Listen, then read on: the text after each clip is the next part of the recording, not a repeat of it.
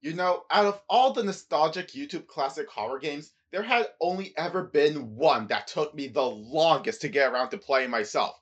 And no, it's not because I'm a terrified piss baby. God no, I conquered the likes of Outlast. I've collected all 8 of Slenderman's pages, and I definitely survived more than 5 Nights at Freddy's. And I even survived binging Teletubbies. But there is one thing that scares me more than anything else: PC exclusivity.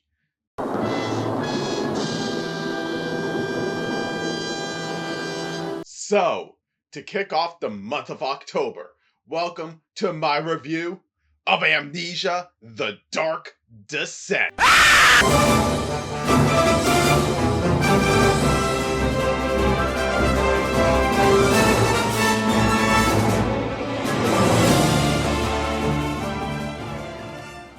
Enjoy the show.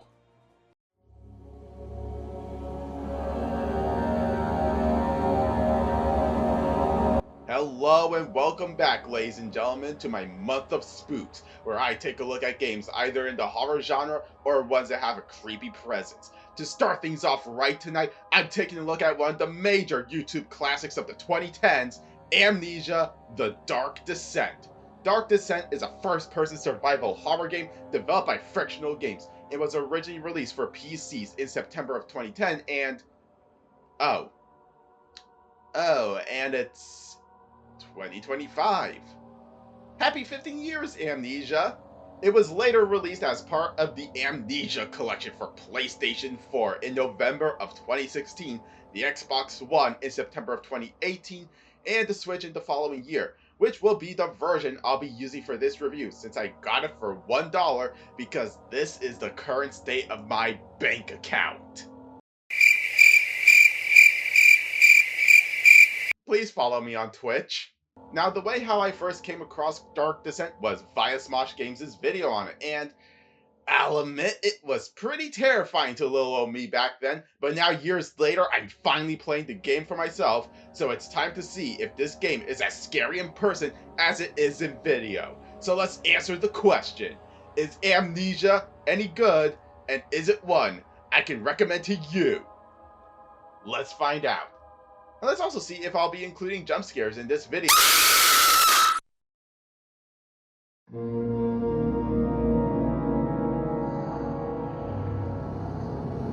So Amnesia takes place on the 19th of August, 1839. So roughly around the time the word okay entered humanity's vocabulary. And our main character is Daniel. And the main goal is to get to the inner sanctum to kill the castle baron, Alexander. Fun fact about his voice actor, the late great Sam A. Mori, I hope I pronounced that last name right. If you grew up with PlayStation, you most likely recognize him as the voice of Arpeggio from Sly 2 Band of Thieves, and Kessler from the first Infamous. Now, along the journey to the inner sanctum, specifically towards the end, we meet this dude named Agrippa, who is voiced by Bill Corkery? I just got done with Sonic Heroes! What, does this character seem like he's drunk as well? Unfortunately, no, though fun historical fact, there was a German guy named Agrippa, who's best known as a physician, a soldier, and an occult writer, who was born in 1486 and lived until 1535. What school did you go to? Oh, I didn't learn about this guy in school. This is just what I do since I'm still looking for jobs.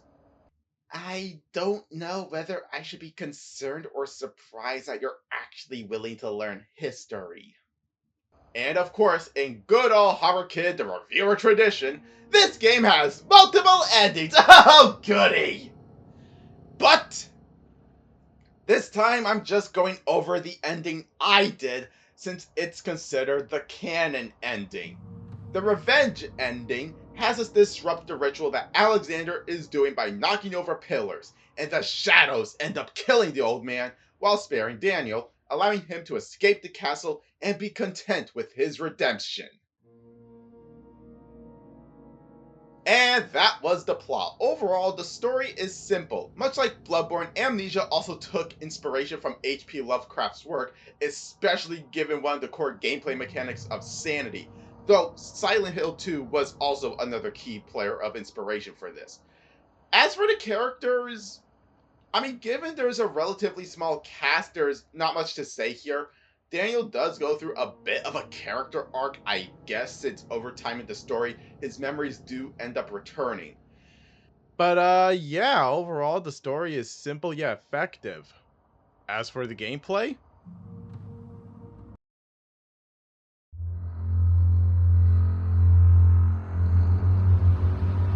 So the gameplay of Amnesia has us in the shoes of Daniel from beginning to end. Name of the game is walk, run away from enemies, and die. And for once, we're playing as someone who can't fight back. Amnesia's gameplay is the definition of survival horror. But there's some basic puzzle solving here and there. One key component to Amnesia's gameplay is the sanity mechanic. Similar to Eternal Darkness and Ys Requiem, if you let your sanity completely drain, you'd get fourth wall breaking effects like cockroaches crawling all over your monitor, or in my case, a TV, albeit the more meta scares are quite rare. And if you're playing the game on hard mode, you die. Why won't somebody end my life? I wanna die. Luckily, we can fix our sanity by either solving puzzles or by standing underneath light sources and or using your lantern, which of course has a limited resource. Fun! There are of course monsters, but instead of being like Leon Kennedy or the Hunter, we hide like a complete. While hiding in the dark is effective, it still does drain Daniel's sanity, so there's a bit of a risk-reward type gameplay here. So, yeah, overall, the gameplay is terrifying as shit, but that's what makes it fun. Just like my first time.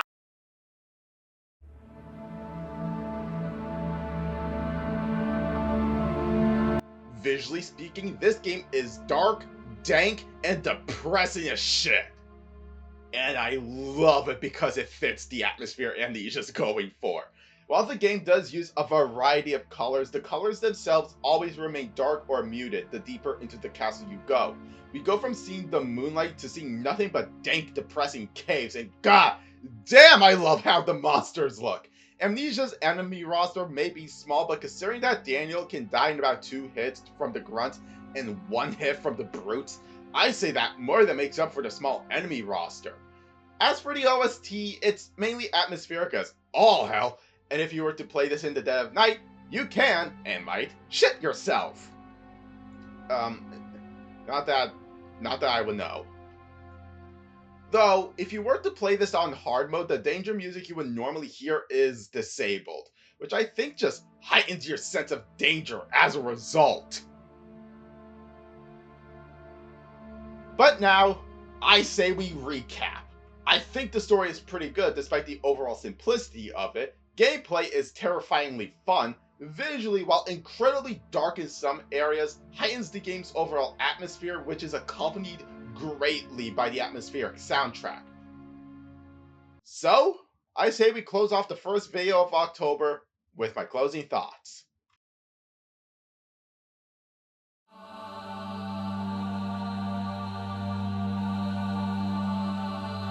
So, overall, does Amnesia the Dark Descent still hold up in the big 2025?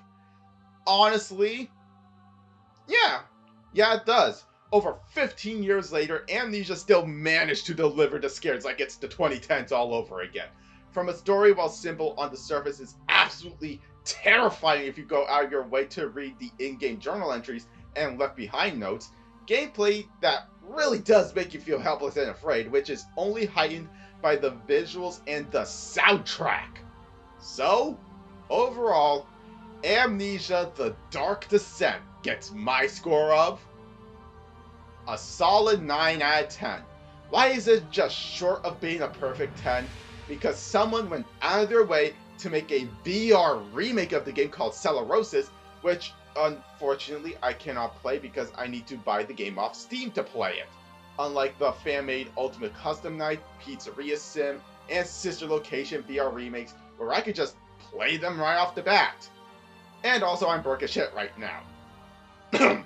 But of course, I want to know from you all.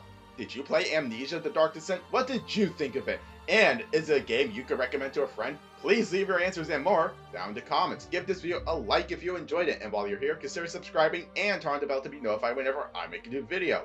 As always, my social media links are down below. I've been Hoverkid the Reviewer, and I will see you all in the next review. Let's make October 2025 a great one. Until then, take care, everybody.